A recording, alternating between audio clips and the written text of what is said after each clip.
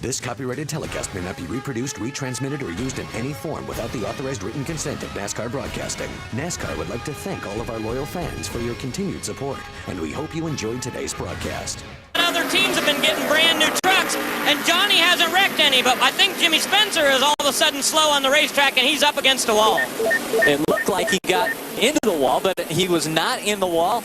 He just came to a stop. I think he had a flat right front. I believe he had a flat right front and drove up there and stopped to bring the caution out. It does. Well, it could be flat. Can't get a very good look at it there with the wall in the way. I think it's definitely a flat right front. To tear the fender off or anything? While we're under caution. He realized, see the sparks there, he realizes he's got a flat tire.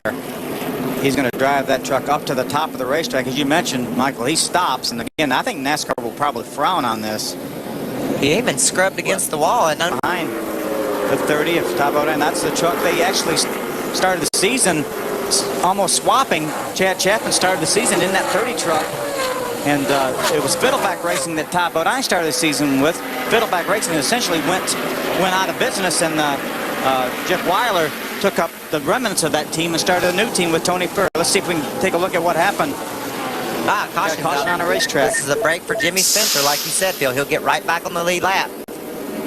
Let's see if we can take a look, Michael, at what happened to Todd Cleaver. Watch the very top of your screen. Oh, yeah, just very much like Brandon Witt earlier. Just runs out of room off the corner. Get up on a loose truck maybe a little bit. There's another view of it. You get the right sides out of the groove right there, and you just slide up into the wall. Flat-sided, the Rotella T, number 50. So Todd Cleaver down. Crafton dives to the bottom of the racetrack. Tracy's still riding around on some old tires, Phil. Yeah, he's not doing a bad job, though. He stayed up in the 6th position right there. Oh, problems. The 08 gets spun around, backs into the wall. Roll down now if you can. Let it roll down. That's Jose Luis Ramirez. And he looks a whole lot like Ricky Craven. We got to see him a little bit on the West Series. Out west.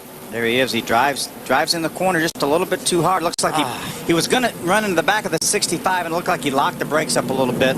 Might have had a little bit too much rear brake. When you have too much rear brake, when you hit the brakes really, really hard, it will slide the rear wheels, and that may have been what happened. It makes some pretty hard contact with the outside safety barrier.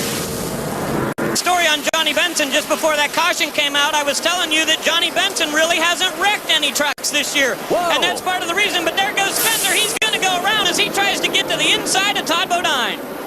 Jimmy Spencer spinning coming out of turn 4, hitting the actual cone that is the commitment cone to come down pit road. He's going to have to go back out onto the track. Yeah, he will do that. Unfortunately, Jimmy Spencer was trying to... Oh, right up at his 38 right there. He was on the inside of the 30 of Todd Bodine. He got a little bit loose. I thought he was going to save it, but... Welcome back. This just taking place. That's Matt Crafton in the 88. Hit the wall very hard. And, guys, the number 2 was involved in this. He got spun around, and that caused a couple different trucks to get involved in this most recent caution. And look at this. More a lot of damage to Mike Skinner. Yeah. And this is all the result of that restart. You know, he had to lose some positions on pit road, and now he's got involved in a wreck.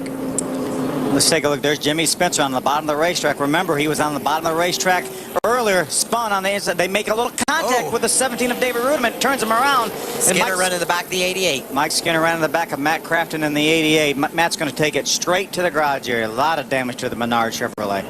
Bunch it's causing. Watch Todd drive down in the corner there. He's going to looks to the inside of the 77, gets real loose, has to chase it up the hill at all. And they're wrecking. Get by. I told you that caused a glob. When that happened with Todd, they still weren't over what Todd had go wrong with them when they got back to 4 the next lap. Just bunched up because of it. 30 seconds later, it's the remnants of this caused this accident right here. Johnny Benson getting spun around in that number 23. And just at the beginning, we're going to show you some replays of this, but just at the beginning of when we showed you that back.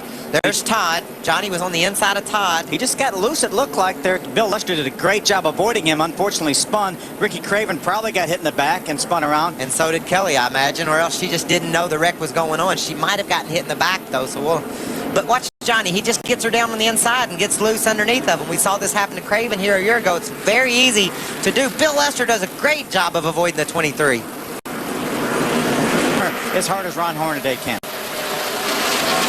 Problems with the 0-2 of Kelly Sutton, bringing out our 8th caution of the day. Oh, she looks like she's got her left front down. Or something. Seeing sparks flying from the left front of that truck. The inside. Wow. And this time, Dennis Setzer looks on the high side. Crawford closes the door, and now Setzer backs up. Here comes Musgrave again. Setzer had the pass made right there. Rick Crawford slammed the door shut, and Dennis elected to back out of the throttle, probably for self-preservation as much as anything, Phil. Yeah, if he runs in the back of Rick Crawford like that, he could find himself caught up in something. He needs to get a good finish. Dennis Setzer wants to win this race, but I think more importantly, we got a trouble on the racetrack. Brandon with the 38 around. Caution coming out with just 8 laps of racing to go. It will be a sprint when we restart. Brandon Witt brings out our 9th caution of the day. Gives us time to catch our breath anyway.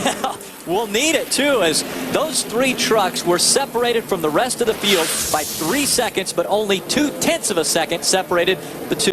And here we're looking at the 38 of Brandon Witt and how he got spun around. Oh, Bill Lester involved in this one. Yeah, they make a little contact there. They make a lot of contact. Wow, way up in the air, the 38 truck. You're running about 150 miles an hour as you get down in the corner. See another look at it right here. You see, Bill just couldn't hold his truck down. Ford back in Bristol in August of last year. The green flag comes out. Rick Crawford would love to find victory lane for Ford, and they bunch up behind him as the restart takes place. Crawford, Setzer, Musgrave, Bodine, and Hornaday. Clay Rogers makes a great move on the outside, drives up beside Jimmy Spencer for the 6th spot. Here goes Ted Musgrave on the inside. Smoke we saw coming out of one of the trucks. I don't think that's any damage, but Musgrave on the inside of Setzer. They're battling for second. Crawford loving the side-by-side racing behind him as he's able to pull out and put some distance between himself and second. Clay Rogers got by not only Jimmy Spencer, but he got by Ron Hornaday to take over the 5th spot. Ron Hornaday's running in the 6th spot with a truck he's tore all to pieces. He hit the wall. We thought his day was over, but yet he's persevered and been able to carry that thing on to the finish. Here comes Jimmy Spencer, Mr. Excitement in that Team ASC number 2. He has moved up to 6th position. 3 laps to go. Rick Crawford probably has as big a lead as he's enjoyed this entire race, about 4 truck lengths right now over Dennis Setzer and Ted Musgrave, who pulls up beside Dennis Setzer. Coming by the start-finish line. 2 laps of racing remain. Side by side. First and second in the points.